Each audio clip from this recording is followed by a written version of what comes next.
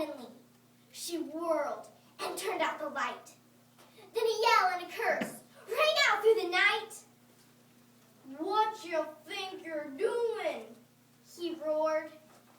Then he turned and stumbled and fell to the floor. Soon groaning and moaning, then sobbing was heard, while mother and daughter said not a word.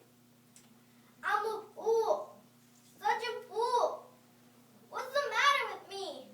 I'm a slave to the bottle, and I want to be free." Soon, silence returned. He was out for the night, and Jessica quietly turned on the light. The room was a mess, worse than ever before. And in the midst of it all was her dad on board. Her mother came over and hugged her real tight. "What made you think to turn out the light?" "Oh, Mommy, I prayed because I really was scared. God must be real because he answered my prayer." That night, Jessica thanked her Father above and told him how much she was touched by his love.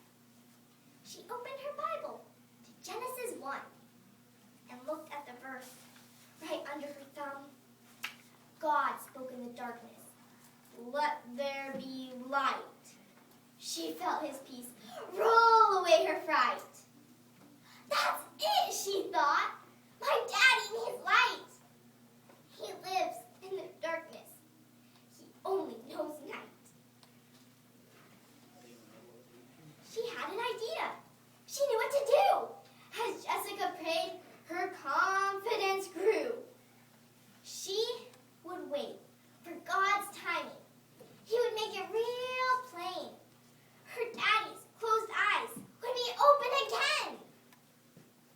The next days were quite like nothing was wrong. Daddy went to work, and they all got along.